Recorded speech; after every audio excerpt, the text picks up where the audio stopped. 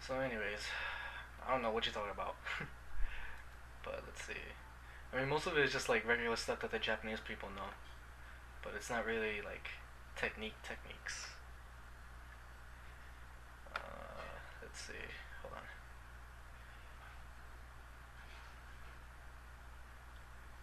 Where is it?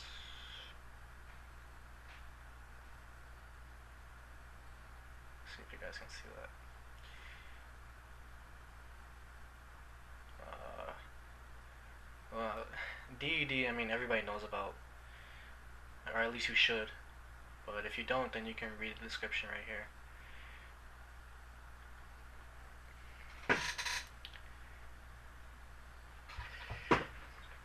So, I mean, you'll notice that a lot of chem players do this a lot.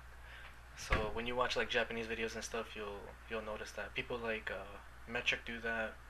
Yuki does that a lot. Who else does that? Not many other players do it, but I mean online at least. But I mean it's still something that you can use with everybody.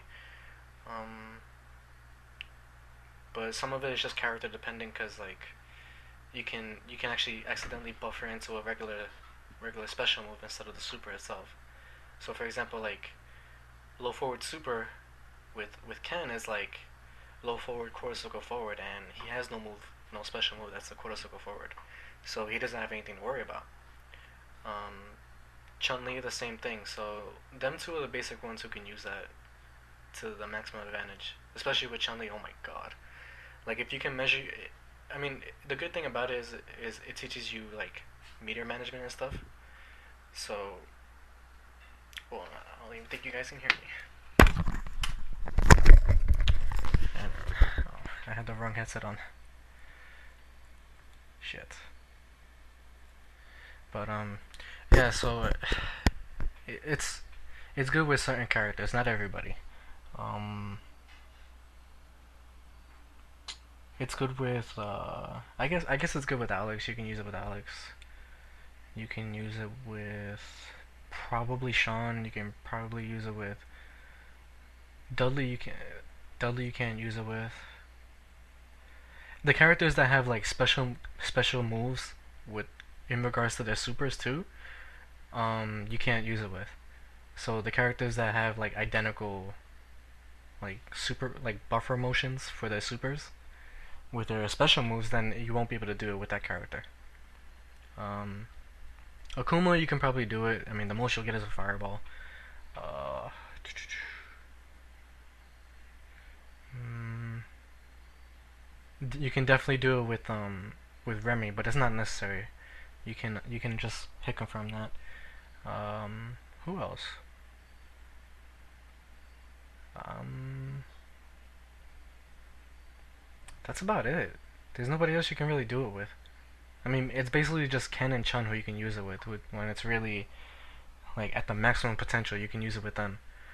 Uh, Next one, this one is just like basically you're what's the term? This next one right here. Basically, you combine like a guard jump. Basically, you're blocking at the beginning waking up like at the wake up frames that you have. So like you block for like those first 5 frames that you have, and then the next few frames you're like invincible to grabs because you're pressing down into the super jump. Because when you super jump, you're invincible to grabs for like a few frames. Um, Sorry. Um, so uh, so you'll notice that some characters they tend to block a lot and then jump out afterwards. Like against Makotos, you would see that a lot.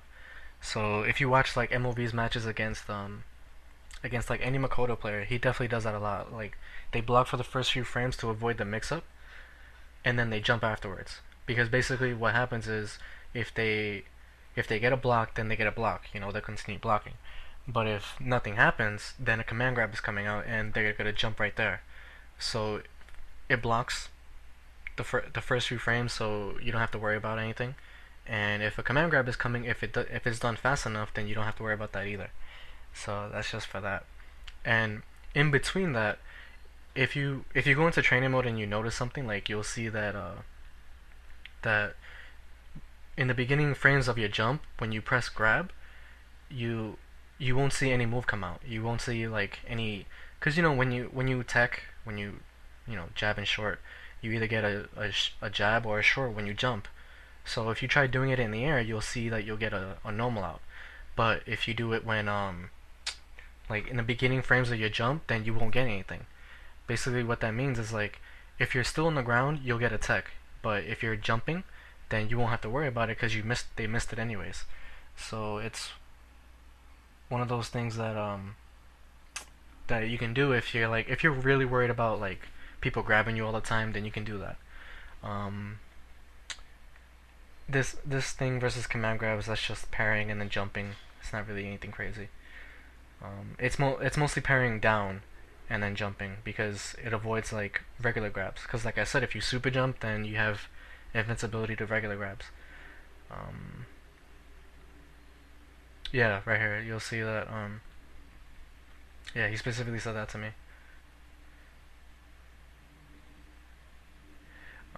You actually won't be able to find this list anywhere because I made this list myself. This is basically like my findings with MOV that my first time around when I first met him. It was a lot of stuff, so um, so there's that. This basically what he does. He forward parries like early, and then he does down into up back. Basically, this is with Ken. So basically, if they do a jump in, like if Dudley does a jump in, an early jump in, then then obviously you get a forward parry. But if he does a late jump in, what it does is he buffers the forward parry, but then he jumps back with roundhouse. It's mostly done with roundhouse. So since he has the super jump, he's gonna jump back instantly, and you get the roundhouse right there. Basically, it either stuffs him out, or you get the forward parry into whatever you want to do afterwards because of the jumping. So there's that. Uh,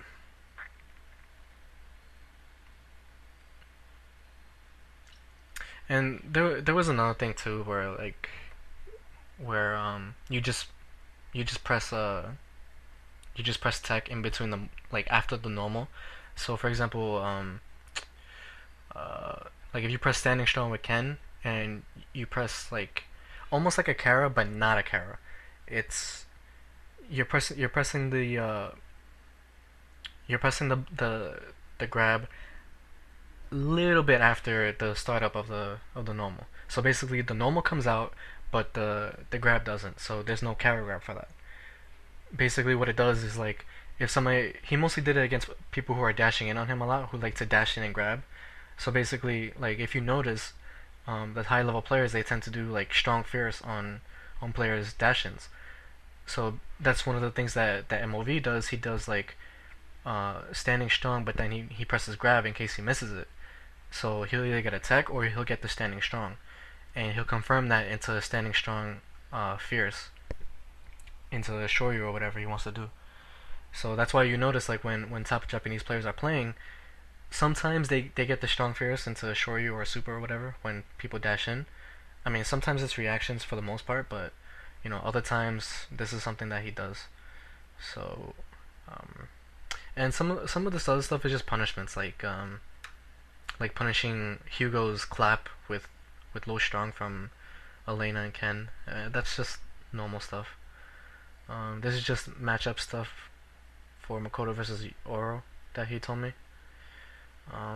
He basically used Makoto's long range pokes against Oro and it stuffed him out completely. Like especially forward fierce. Oh my god! Talk about ball breaker.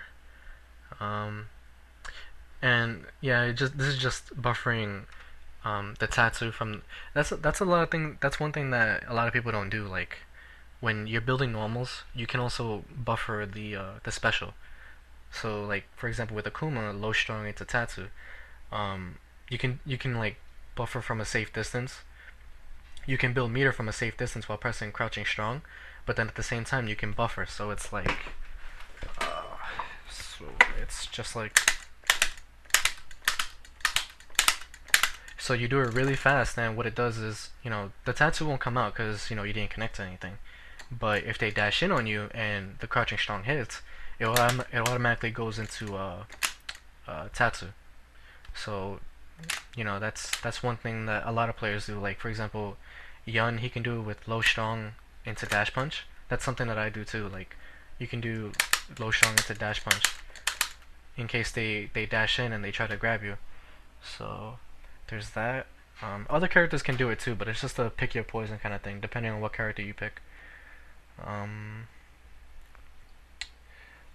yeah, this is just a little stuff too. Like MOV, he really capitalized on the taunt factor. Like basically where, if there's enough space between you and the opponent, he'll taunt to get the boost. Like he won't care if if it hurts your feelings or anything, because that's not the point of it. He does it for the power boost. So for example, with Akuma, he'll do the taunt to get that boost, because in between like the knockdown and like that far space, you can build meter if you want to, but to him it's better to get the max damage possible. So what he does is he uses the taunt to his advantage. Like if you get hit in the next combo, then that's basically your life right there. So he does the same thing with Ken. If he does a back throw, that's an automatic taunt. But a lot of people don't do it because in America, because they think it's like disrespectful or some shit. But that's not the way you're supposed to play. Taunts in this game do something, so it's something that you should be doing. Um,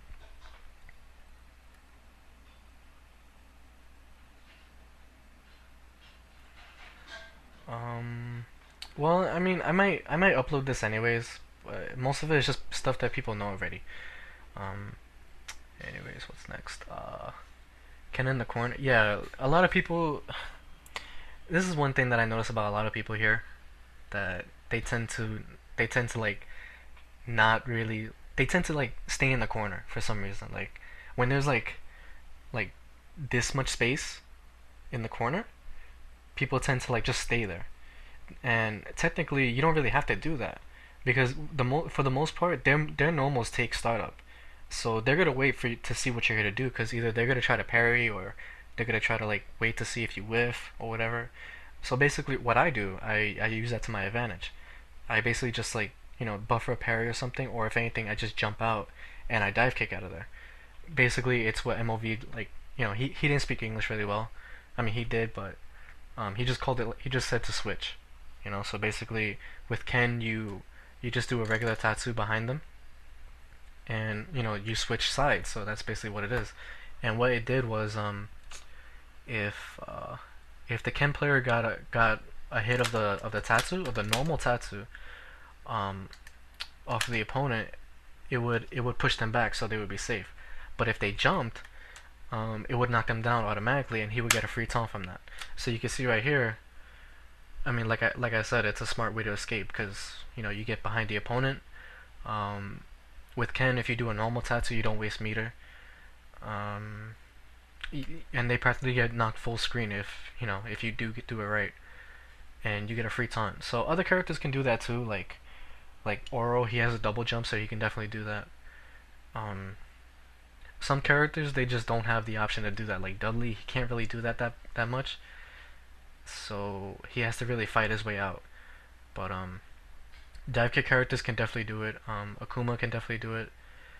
Akuma, he can actually do it with his demon flip. I actually do that a lot. Like on the startup of demon flip, you just buffer it as you wake up, and you're out of there. Like you're full screen as it is. So that's one thing that people, the big characters can't really do it too well. But the smaller characters like Shotos, everybody else, they can do it pretty well. Um, this is just something for freaking versus the characters who have a Shoryu. I mean, this is for Yang though. So basically, he never wasted meter on block. Like that's one thing he told me. He told me never to. He told me never to waste the meter on like characters that can Shoryu or characters that can super. So, um, but I mean, me being a yank specialist, like I don't, there's no reason not to, because it's pressure, and second, like if you hit it, then you can do it. You can continue the EX slashes. But he prefers like the surefires, so he prefers to hit confirm it. So like two low shorts into EX slash, standing strong into standing short EX slash. So he likes, if you watch his matches, you'll see that he does that a lot, and he tries not to waste EX meter like that. Um, but like I said, me being a yank specialist, there's definitely ways around it. Um, and he also had this habit of doing neutral grab. Like basically, if the opponent is unnoticing of it, then it does more stun, and it sets you up afterwards because you can walk forward and make it ambiguous. Because you can walk forward and you can dive kick right on top of them, and it'll be ambiguous to like what side they're on. So that's something that Yang players can do. So um, yeah, and this is just the Akuma Air Tatsu combo. Um, oh, this is just Chun Li stuff. I mean, Chun Li, her being a small character, like she has a lot of this stuff. Like she can duck under a lot of Dudley's pokes, so she can duck under like his far fears.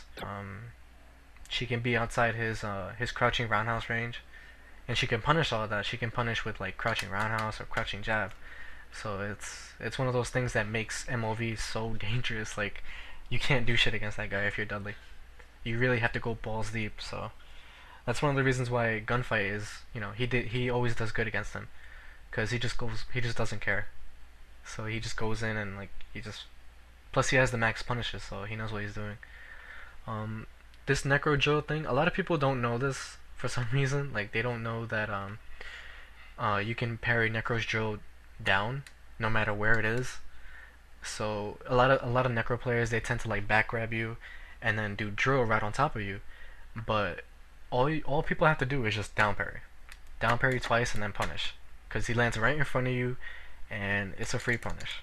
So if you ever see a necro try to put you in the corner and get on top of you with that drill shit, then just down parry. There's no reason to try to forward parry or anything like that. Just down parry. Um, this is Yang versus Karakusa. That's because Karakusa is like 5 frames startup, and I asked MOV specifically like what normals can I use to beat out the command grab from Makoto, and he was just like, use standing short because it beats out it's 3 frames I think, so it beats out the startup of the Karakusa, which is 5 frames. So that you can actually do that with a lot of the characters. Um, and this thing is just basically the ambiguous cross up that I do with Ken. You just walk forward and you do either up forward or you just jump forward. Basically, it like you like swing the stick sort of. Basically, you like swing it so it becomes really ambiguous. So like if you're walking and you swing it, you're not really sure if you have that extra forward movement to like go over him or to stay on the same side. So it's one of those things that if you see me play Ken, you see me do it a lot. In the Ken versus Ken matchup, and a lot of people get caught with it because it's really ambiguous. So um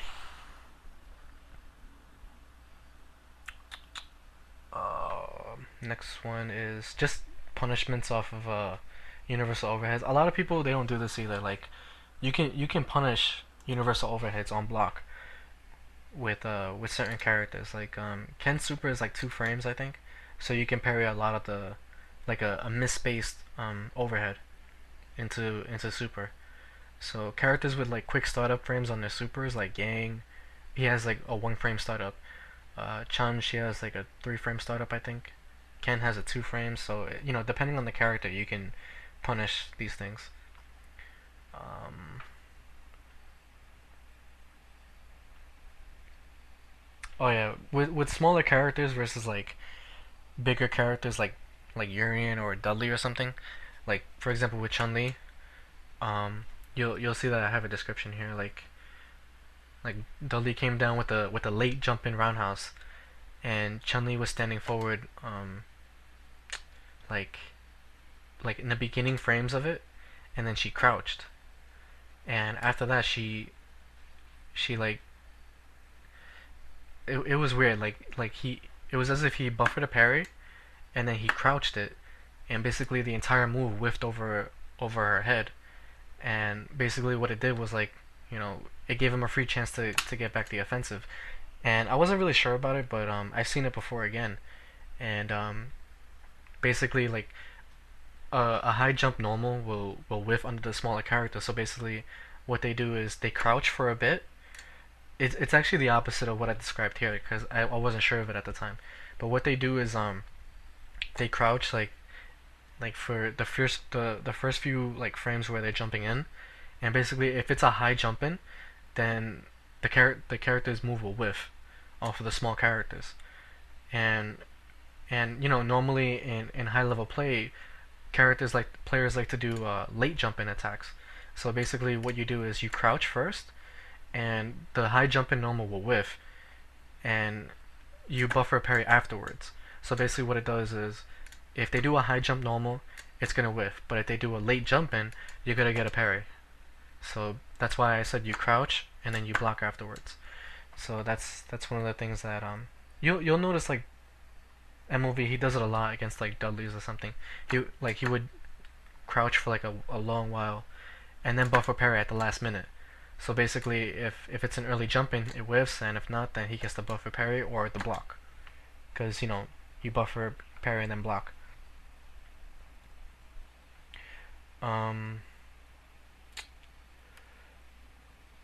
Oh, and this is one escape for the Dudley and for the Dudley Rose mix up that people don't really do.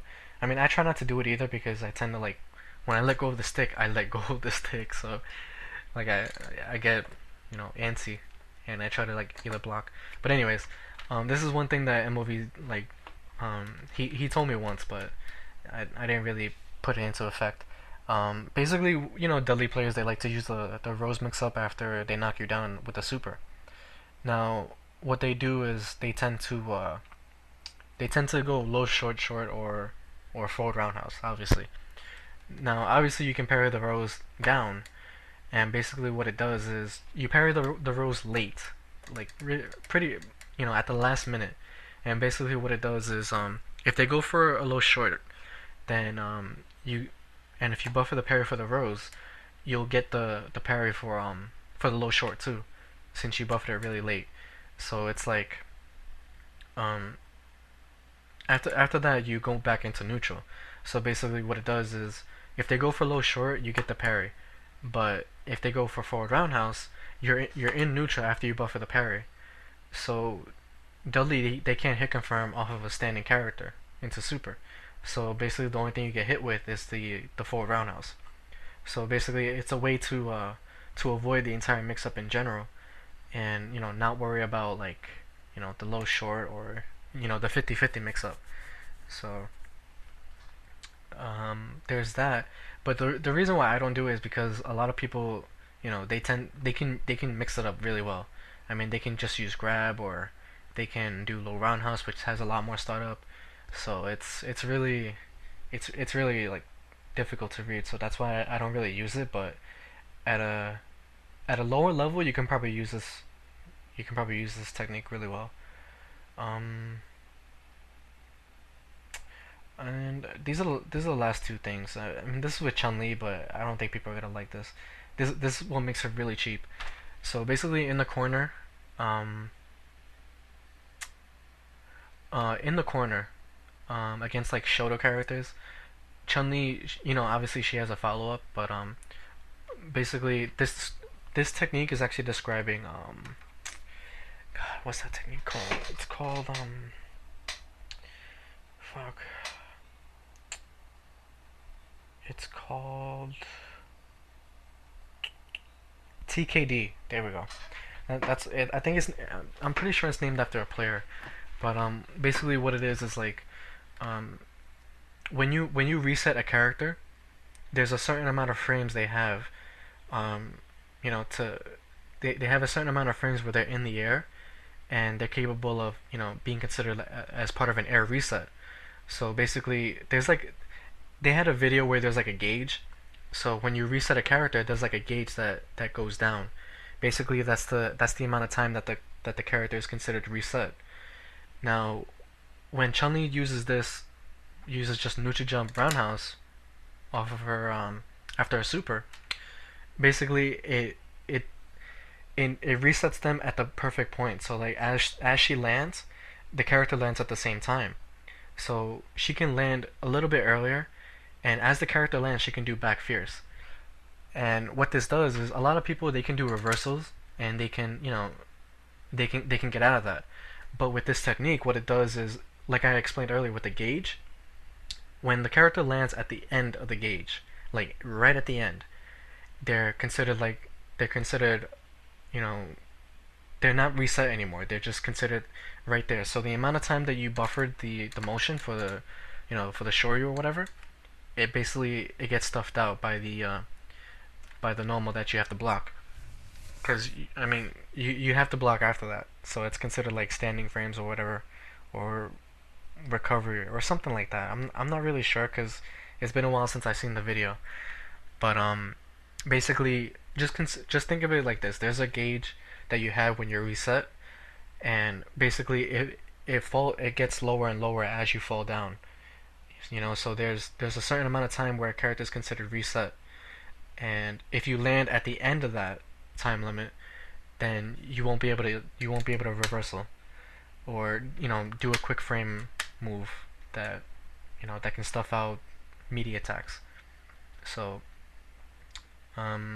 if you look up MOV's videos like from Summer Cup, you'll see that he did it a lot against I think it was against Yi he did that against. And basically he would get a free back fierce. The only way to beat it is to obviously guess parry. But he does it at a certain point, so like you cannot reversal. You cannot reverse a shoryu because it will get stuffed out completely. Now another character that can do this too is Urien actually. Basically when Uriens do crouching fierce into standing strong fireball reset. What this does it's the same amount of time it takes for them to get reset. So by the time they land, they can't do anything. They land right there, and they're forced to block. They're forced to block the meaty hit that comes afterwards. So basically, a lot of Urien players they do crouching fierce into standing strong fireball ages, and then they do low forward afterwards.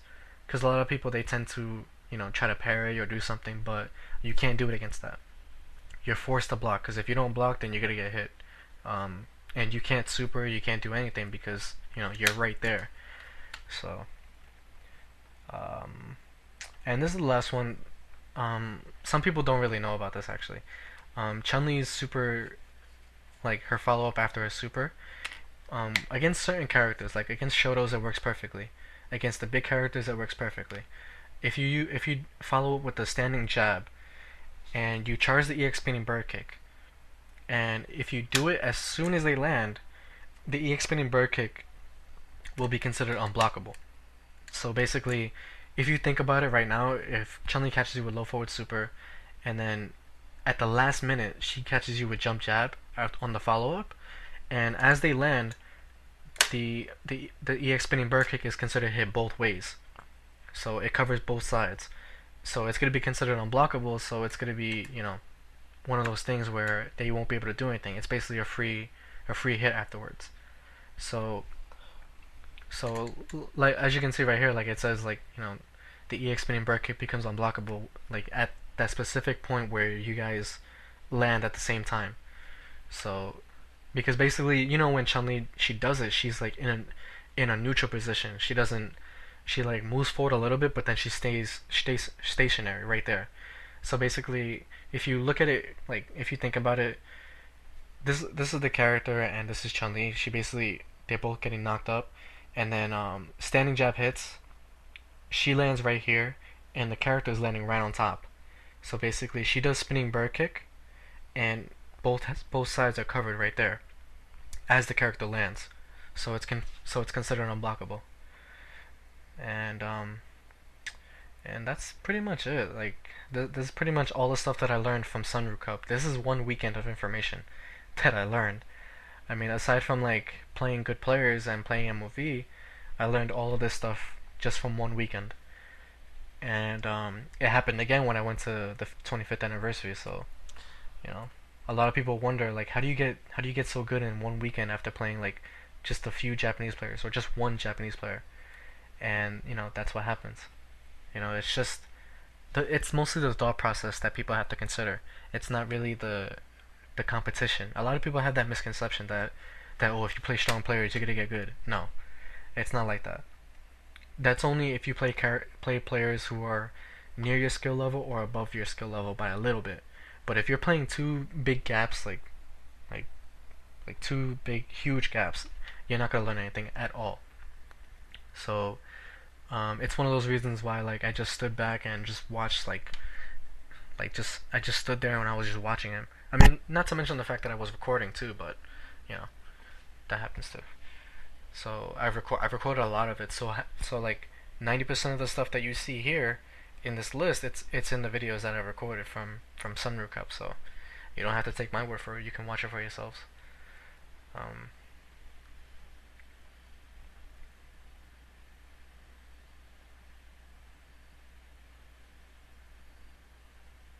but it's true. I mean, I mean that's why I tell you don't just like quit. I mean, I understand that some people they can't compete too well, but I mean that's why like if you ask questions and you think about it, like I tell you people to like tell certain players to do, then it'll really help you get better. Like it's not just the fact that you're playing somebody good. It's more of you have to really think about it. I mean, you don't have to play like that. You don't have to play like 20 hours a day. You don't have to play like 12 hours a day. You don't have to do that. You just have to really think about it because on the moment you have like those times where you go to sleep and you start dreaming about Third Strike, but then you wake up and then you really think about a certain situation and you figure a way out of it, that's just the first step of like getting better.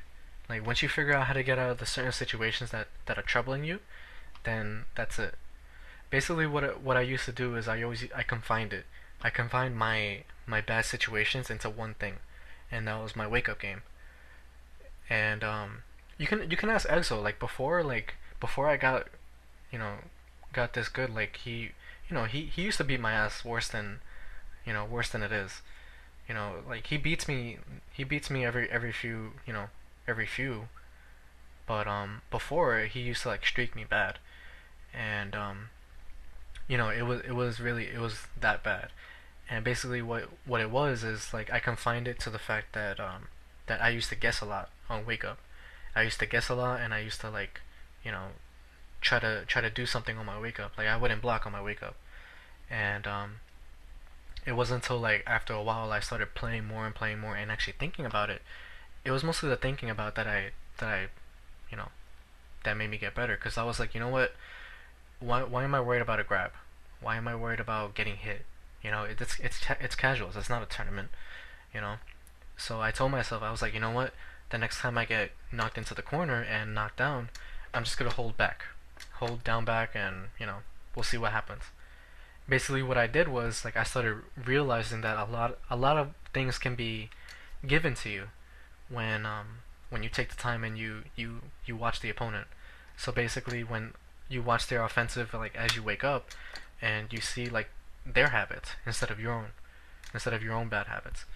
Um, so that's what I did, and I started thinking about it, and you avoid a lot of damage when you tend to think about stuff like that. When you tend to focus on a certain area and capitalize on it, like everything else is just piss in the wind. Like you just it's the neutral game that you have that you can just click right there. But it's just those certain habits that you have that will really make the difference. So that's why you really have to think about it when when you're in the heat of the moment, or technically before the moment, because like as you get into that certain situation, you know it's coming. So you just have to tell yourself like, okay, this is it. This is where I have to, you know, get past this plateau that I'm at and just focus on the bad habit that I have.